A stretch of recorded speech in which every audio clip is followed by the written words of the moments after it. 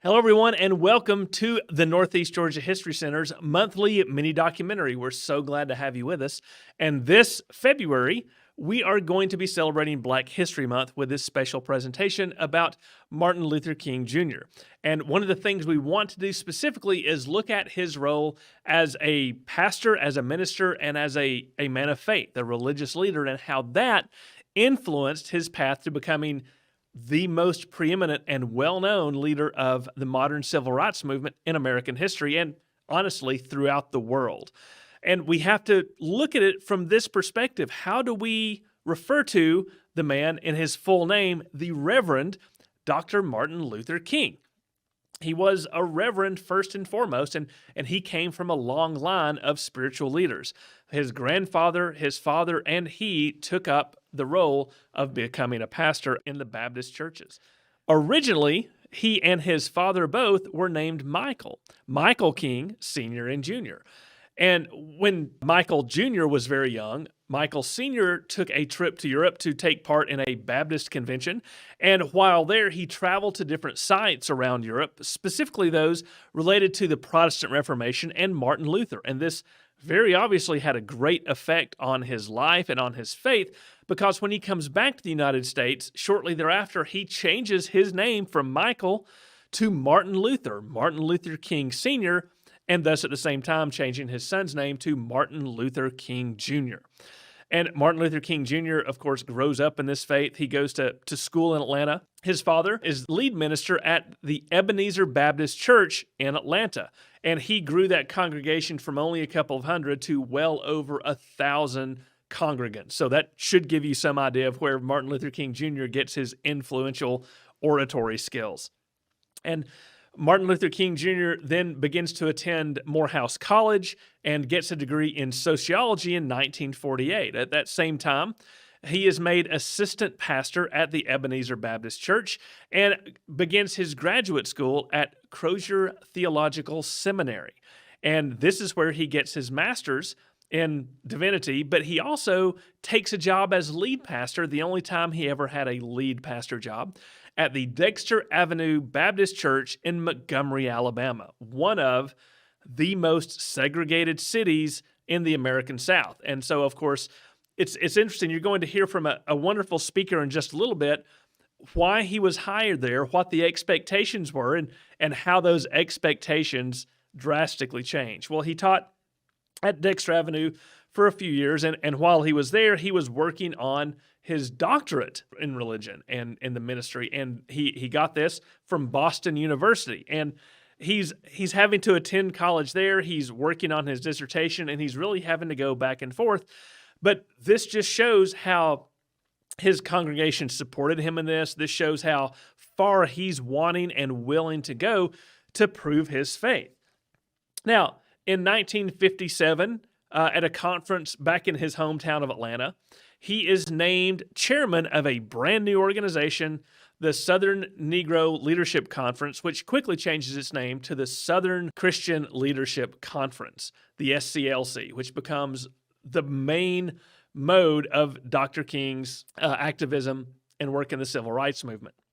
And he gets more and more involved in this to the point that eventually they move back. He and his family, Coretta, and their children move back to Atlanta. And in 1960, he basically goes to work full-time for the SCLC. And again, let me emphasize, this is the Southern Christian Leadership Conference. And this organization is working towards equality, civil rights, voting rights, things like this for African Americans in the South. And it's really from this point on that, Dr. King's work becomes more protest-driven, more civil rights-driven, but always at that core is his faith and his responsibility as a Christian man to make this a leadership role. And I'm going to come back to that in a second with one of his writings. But to just give you a broader overview of his experiences, he is arrested in 1963 and placed in jail in Birmingham. And one of the great written documents of the modern civil rights movement comes from that letter from a Birmingham jail in 1963. In August of 1963, Dr. King is one of the keynote speakers at the March on Washington. And this is where he reaches the peak of perhaps the greatest speech in civil rights history, the I Have a Dream speech. And the next year, because of his work in the movement at that point, as well as that speech, he is given the Nobel Peace Prize in Oslo, Norway. He goes on and continues to work, and in April of 1968, he is traveling. There is an attempt on his life. Someone tries to bomb the airplane that he's traveling on. It's a very nerve-wracking, as you can imagine. And later, he gives a speech that night, the I Have Been to the Mountaintop speech, where he says, I've been to the mountaintop and I've seen the promised land. I may not get there with you, but I know that we will make it. And remarkably poignant. Perhaps he had some sense of where his life was going to end, because the very next day is when he was assassinated in Memphis, Tennessee.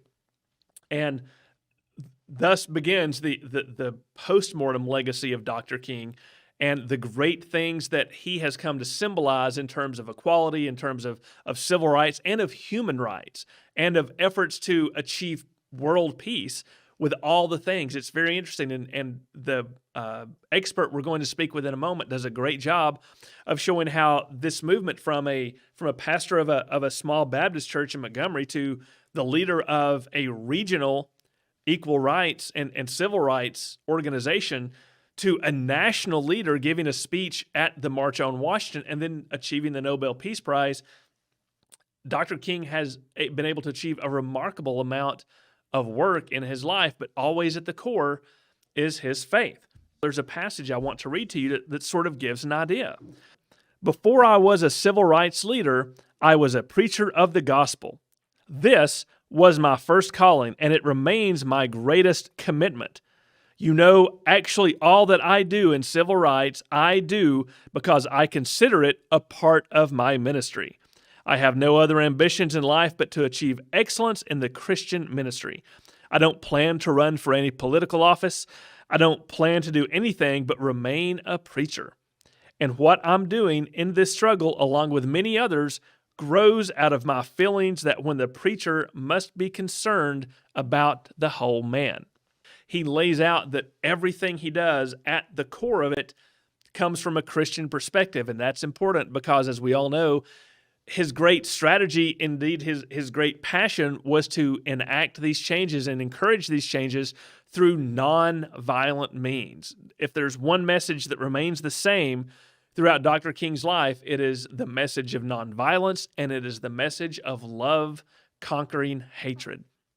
And we all know what nonviolence means. He traveled to India at one point in his life to meet someone who had known Gandhi and worked with him, and that was a very inspirational and fundamental influence on Dr. King, is this idea of nonviolent resistance, and he never abandoned that. He recognized others that were taking a more violent approach, and he understood their angst, but he never adopted that. And to his idea of love, this is a very central part to what he says, and you have to sort of look at it from the larger analytical perspective of him as a Christian minister. What did he mean when he said that love could conquer hate, that love was the way to achieve the ends of equality? We use the word love for a great many things, but I think that one of the things Dr. King was talking about, because he studied the New Testament, right? He studied these passages in the original Greek. One of the Greek words for love is philia, a brotherly love. But in the New Testament Greek, that's not really the kind of love they're talking about. They're talking about agape, which is an all-consuming, passionate love for God and all of his creation. And I think that is what Dr. King was talking about, agape, this overpowering, universal love, not romantic love, not brotherly love, but this forever internalized, to be externalized care and affection for the world, for an improvement in society, for one's fellow humans, and the idea that this was the way forward. I think that's a remarkable thing, and that's why we have to think about the role and the message of the Reverend Dr. Martin Luther King always from a Christian and from a ministerial perspective. Now, to that end, Now I want to introduce a phenomenal historian, a gentleman by the name of Ryan M. Jones, who is the historian at the National Civil Rights Museum in Memphis, Tennessee. And so let's hear what Mr. Jones has to say about Martin Luther King's influences and about his role from minister to activist. And so now, folks, we are very pleased to have Ryan M. Jones of the National Civil Rights Museum with us to tell us a little bit more about this subject. Thank you for joining us, Mr. Jones. Can you tell us just a little bit about who you are, your background, and what you do at the National Civil Rights Museum? Thank you. Yes, my name is Ryan Jones. I work at the National Civil Rights Museum, which is the site of the assassination of the Reverend Dr. Martin Luther King Jr. at the historic Lorraine Motel. And so things that I do is just provide adult education on events of the modern civil rights movement. We tell this linear 400-year story.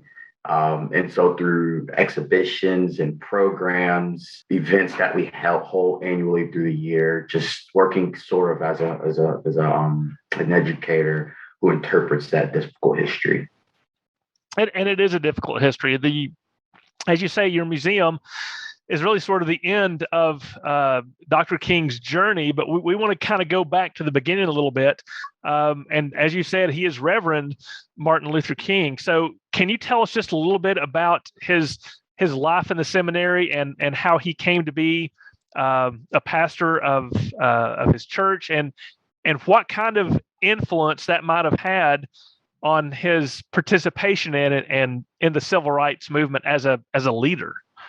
To his father's delight, he goes to Crozier's Theological Seminary after he leaves Morehouse College. And he was reluctant at first, in a way, to follow in his father's footsteps. But he continues and does that. He goes to Crozier, and then he goes to Boston University.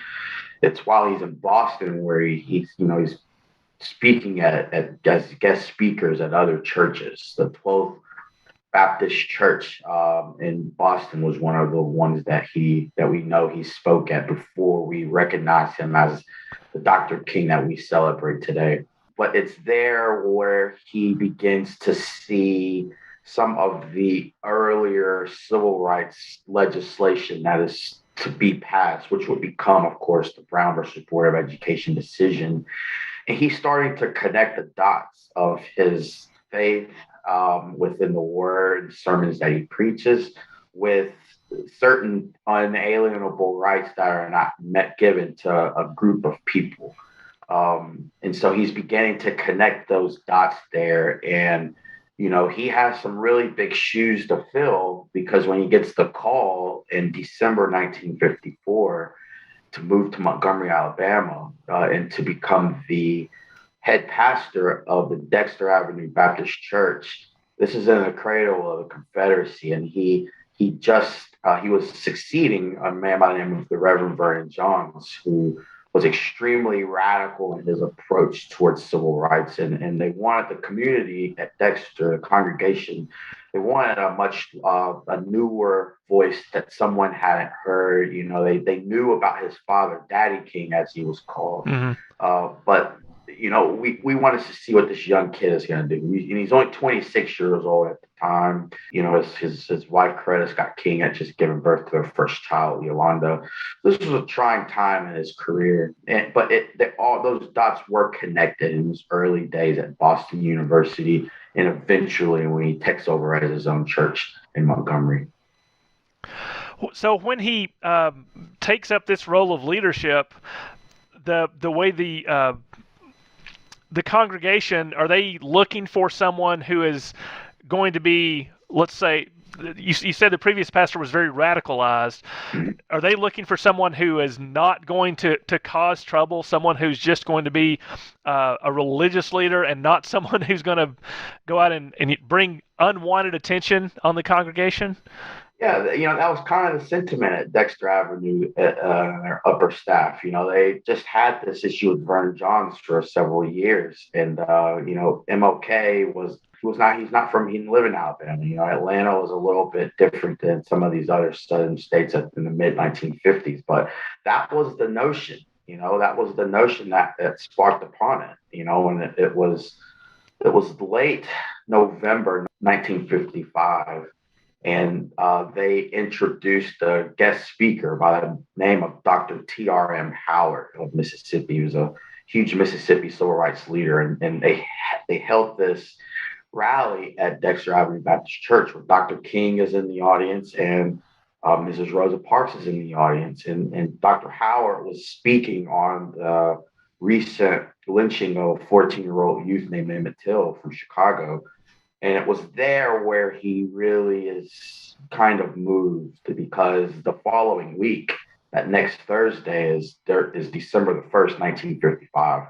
And as we know the story, Rosa Parks refuses to give up her seat on Montgomery, Alabama bus. And the community of Montgomery is so outraged. And this is led early on, like the very day or two after the arrest. It's led by this seasoned civil rights veteran by the name of B.D. Nixon. And Mr. Nixon could have been this leader of this movement, but he knew that it was extremely important to gain the charisma behind leadership in this movement. And that's something that Dr. King possessed. Even as a young student, they've always talked about how natural of an orator that he was, and that the first time he took public speaking, he got a C grade. And from then on, I mean, the one of the world's most greatest orators in the history of our country got a C in public speaking, right? But that was the first and last C that he got. Right. And so they went to Dr. King and they said, we want you to carry on this movement. He was very reluctant into doing so, extremely hesitant. His father was extremely hesitant, but he takes on this task. And that following Monday, he gives his first speech at the Holt Street Baptist Church in Montgomery. And he says in that speech, if we are wrong, God is wrong. If we are wrong for wanting these constitutional rights that are given to us as citizens, internal demands, the right to vote, the right to go to the education institution that we desire, then Jesus Christ himself is wrong. And so that's where his early connection to passion to the civil rights movement and the struggle for equal justice for all citizens, it always is carried back to his word and to his faith. Well, and I think that is a big thing that gives that message so much more weight. It's one thing for a person to say it, but for someone who is a spiritual leader to combine the political, the ethical with the moral, gives it a whole new weight. So can you tell us just a little bit about how that kind of weight affected not only the African American community, but other communities having this very eloquent, very rooted in morality and religion sort of man being the spokesperson and saying this is wrong on every level we can imagine? What kind of effect did that have across the South? Yeah, the Black church was your first setting for pro-civil rights legislation at the turn of the 20th century. After the U.S. Supreme Court's Plessy versus Ferguson decision is ruled, African American churches are your safe haven hubs, not only for congregation and worship, but these are your places where they're organizing, planning, putting together strategies to combat racial segregation, racial discrimination. And so it's no secret that, in some of these pulpits, they are discussing these topics. They're discussing topics of lynching. They're discussing topics of voter registration. They're discussing how Black servicemen are fighting in World War I and World War II. And so the thing with Dr. King in Montgomery in early 1956 was that he didn't have the experience, but he did have those a great support system.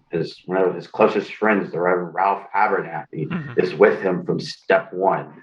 A young Bayard Rustin is introducing him to nonviolent resistance. And that's the key to his entire philosophy, is that he is a man of the word, though he's also using these types of spiritual tactics to carry on the issue of civil rights. He was extremely influenced by Gandhi's movement in the 1940s, and so he carried that into each and every single one of his campaigns. He stays in Montgomery for 5 years. He has an assassination scare when he's stabbed in a letter opener in 1958 in Harlem, and he goes back home and he becomes the co-pastor of the Ebenezer Baptist Church, which was his home church and the church that his father had been ordained as well. This is a question I've always wondered, but I haven't really had the opportunity to look at it. So I'm glad I've got you here with me. As Dr. King's role in activism continues to go forward, and he gets more calls to come and speak for this or lead that. What kind of effect does that have on his trade, for lack of a better word, on his ability to lead a particular congregation? Does that cause any sort of friction, or are they simply very proud to have this man associated with them going out there and being this spokesperson for such a fantastic cause? I think it had very, very little. There are other civil rights activists during this time that were not in the ministry, and they all fought for the same exact thing. I think that Dr. King's approach towards that as it goes forward, his name carried a lot of weight. He's not the same Dr. King when he starts in 26 in Montgomery, but then he's a different Dr. King when he's standing on the steps of the Lincoln Memorial on August 28, 1963, at the March on Washington, where he tells his name about this dream that he'd had. But then he's not the same Dr. King at the age of 38, 39, when he is interviewed in his pulpit and he questions that dream that he had once had. And he's wondering if that dream was indeed a nightmare. And we really see the evolution of who he really was, specifically with his beliefs in his ministry in the last year of his life. He is completely disturbed by the events of the Vietnam War. And he believes that why are we going to fight this war when in our Bible it's we would rather remain peace. He shifts from not only to civil rights but to human rights, economic injustice, open housing, militarism. He's tackling on some really controversial topics, and he pays the price for it. His approval rating was at the lowest that it had ever been. Not only in the white community, but the African American community. I love the fact that you're talking about this is, from 26 to 30 to 38. He's a different person. We all evolve. We all change how we see the world. Well, we should anyway, if we're doing it right. We evolve how we see the world, how we see ourselves, how we see each other. So what are some of the threads through his ministry and through his professional life that stay the same? And what are some that change, and how do they change? And I know that's a huge question. Sure. Yeah. Well, he is committed and to the very end to the issue of nonviolent direct action. That's from the get-go, from December 5th, 1955 till on the balcony of the Lorraine Motel on April 4, 1968. He always believed in integration, and he would specifically go and travel when he does travel. He's traveled over 6 million miles and has spoken over 250,000 times addresses, whether it's sermon or speeches, in a 12 short span. And he doesn't waver from that. You can hear it in his dialect and during the time of when he's giving these profound speeches and addresses, that the natural minister in him is clear at the very beginning. That's something that does not change. He delivers this profound speech in Memphis the night before he's killed, where he tells his audience, like anyone, I would like to live a long life. Longevity has its place, but I'm not concerned about that now because I've been to the mountaintop and I've looked over and I've seen the promised land. I may not get there with you. See, in the promised land, he's referring back to his ministry. But he knows even then, such an eerie thought that his time was short and he was tired. He was withdrawn He was extreme. His mental health was on strike at that time, due to the situation with the war, with the approval ratings, and that current campaign here in Memphis that he led in March and April of 1968. But one thing that does change is that he does explore on other issues. He's not just a minister, and he's not just a civil rights leader. He's a human rights leader at the time. The civil rights have been won largely uh, in public accommodations with the passages of the Civil Rights Bill and the Voting Rights Bill. But you can integrate a lunch counter, but you can't afford to eat at that lunch counter. Right. So those different types of parallels and other things that he began to focus on, that's where he was in the last part of his life. And he eloquently expresses this in his final book, which was released in 1967, called Where Do We Go From Here? Chaos or Community. What kind of effect, and how big is the effect, the shadow, if you will, of Martin Luther King, even up to today when you and I are talking on this effort for human rights, for civil rights? Is his still the longest shadow, and does it deserve to be? Well, when he was killed, he was public enemy number one. The entire world hated this man who loved, and he loved non-violently, and he died so violently. And now that he died so violently, now he's one of the more beloved human beings in our society, past or present. And I think that a lot of the things that we saw that he stood for are still ongoing in their situation in our climate today. And I think that his legacy, his wife, his widow, was the architect of his legacy. And she continued to implement those pillars of the community that he stood by for so much, to end peace, to end war, to end racial discrimination. And in different forms, some of those things are still very relevant in our country today.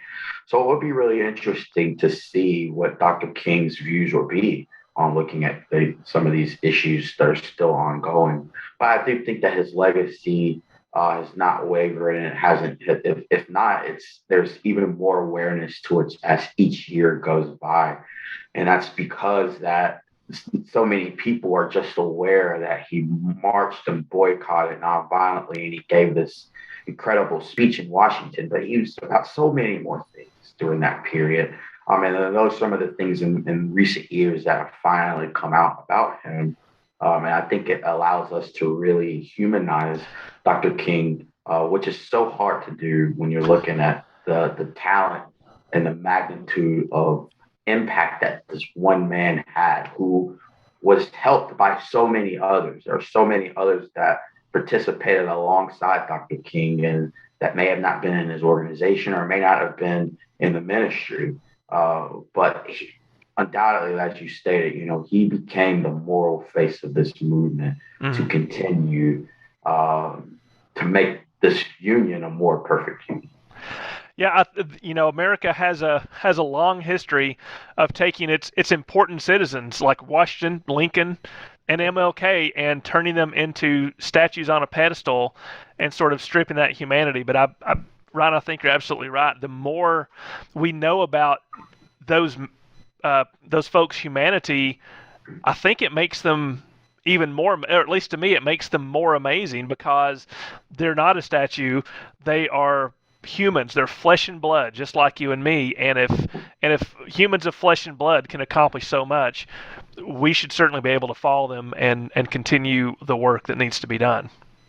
You can read his works. There's lots of places to get that, but there's only one place to go see the National Civil Rights Museum. Ryan, can you tell us a little bit about how we can find out more, what your website is, and how we can come and see you up there? Yes, we're open every day except for Tuesday and Wednesdays currently right now from 9 to 5. Again, the motel was the site where Dr. King was killed, and in the 70s, it fell on hard times. And so 3 Memphis businessmen decided to create the Save the Lorraine Foundation and to turn where Dr. King was murdered into this educational facility that tells the story of the modern civil rights movement. And so you can visit our website on civilrightsmuseum.org to follow us for our upcoming programs. We have traveling exhibitions that come in usually every season, several book and author events and film screenings. We have resources where educators such as myself and others can speak to schools, corporate buildings using virtual talks as well. There's always something going on at the museum. So please follow us on all of our social media platforms. Absolutely. That sounds great. Ryan, thank you so much for being with us today. It has been very elucidating. It is great to hear your knowledge and your depth of knowledge and your understanding of the legacy of Reverend Dr. Martin Luther King. We hope to see you again soon. Thank you so much for having me. That was a great talk with Mr. Jones. I hope we can get him in on some more interviews with us because that museum sounds great. I would love to go there. I encourage you to go there. And the messages that he shares seem to parallel that which Dr. King would espouse as well. That's all we have time for today. We hope this encourages you to do more research and study on your own about the civil rights movement, about Martin Luther King, and about Black History Month. But until we see you again, we hope that you stay safe and take care, and hope that you always tune in to the Northeast Georgia History Center.